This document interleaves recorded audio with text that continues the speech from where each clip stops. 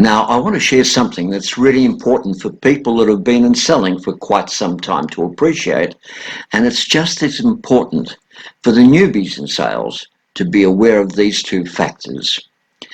You should never underestimate the actual value of positioning in sales, because that positioning is always based around tactical marketing.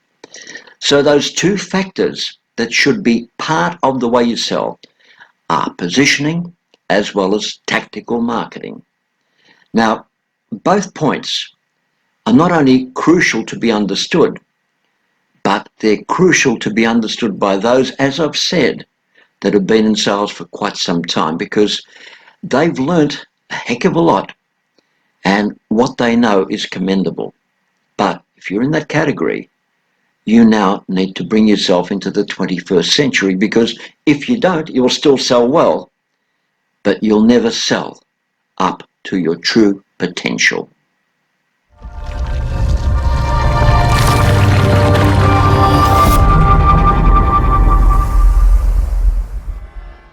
Now, having said all of that, I want to bring you into the 21st century. And in fact, as I make this video series, 20% of this century has already gone, and we'll never be able to recover those first 20 years. So then what has changed? Well, to start with, in today's world, selling's about positioning, and a large amount of that is based around tactical marketing. In other words, how you are positioned in your market as opposed to everyone else, and how they're positioned, who is in opposition to you. And that means you must be the first and foremost in the mind of your prospects and the target market that you're going after. But if you do that, it could be very costly to achieve. So what I'd personally suggest is that you position yourself somewhere about the second or third place in that target market.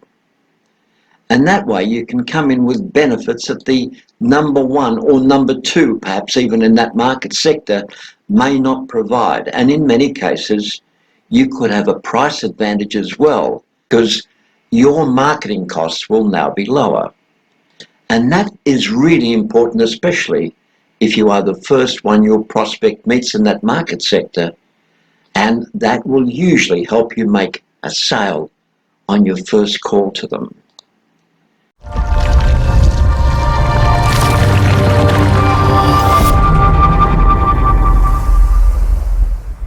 I also want to add that the secret to your selling success is not in the selling. The secret is in the prospecting. And that too is why referrals are so important to your ongoing results. And that's why I have a lot to say about working referrals in some of the segments to come.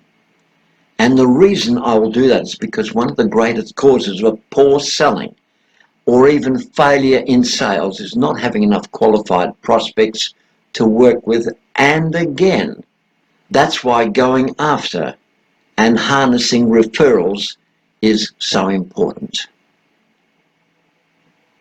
I also want to add this one point as well, because while I'm on the subject of harnessing and working referrals, I want this point to become not only a controversial point in this sales training segment, but also something you won't ever forget in the whole of your selling career. My question is, are you ready for it?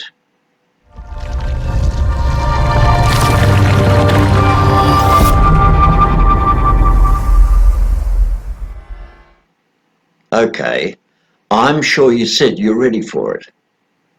So here is this one point that'll be controversial, but you won't forget for the rest of your selling life. That point is, cold calling is stupid. You heard right, and I'll repeat it. Cold calling is stupid.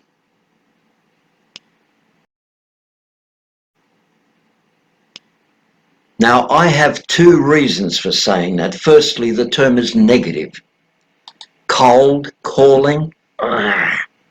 That term alone sends shivers down my spine. So who wants to cold call? You see, I've spoken on this subject often in my sales training, and more recently, I've put out videos on the subject as well. And let me now share what my super selling professional salespeople do. They don't cold call. That's right. They don't cold call. Instead of cold calling, they prospect for new business. In fact, they purposely target prospecting for new business. So instead of cold calling, they make prospecting calls. And because they make prospecting calls, they're happier. They sell more. They prospect better, and they make more appointments. Think about it. Every salesperson you know is unhappy about cold calling because it's negative. And in its description, it sends shivers down your spine. So knowing all of that, are you still happy with cold calling? Or would you prefer to go out there and start prospecting for new business? Because prospecting for new business gets you more focused and more ready for the job at hand.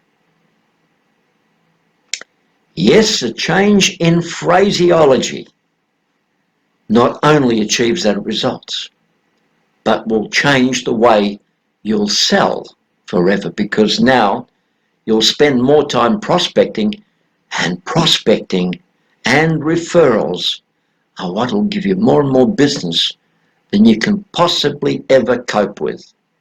Never forget that.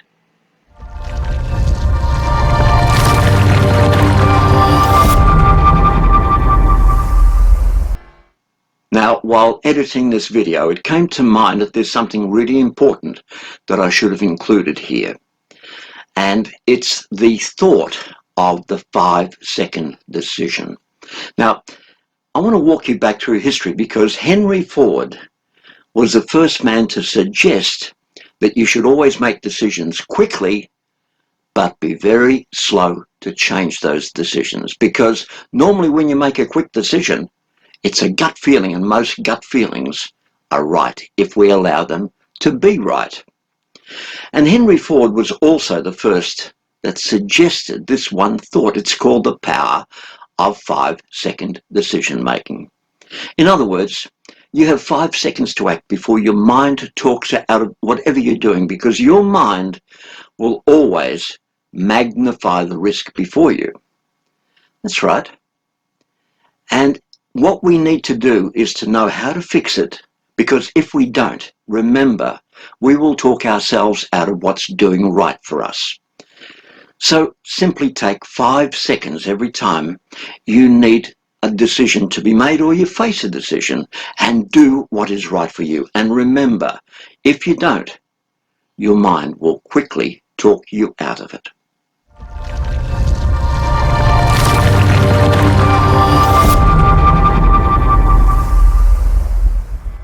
Now, you're watching these videos simply because there's a handful of people that keep on encouraging me to keep on producing videos, sales training videos, not only because I'm in my twilight years, but also because of the knowledge that I can impart through my 56 years in selling.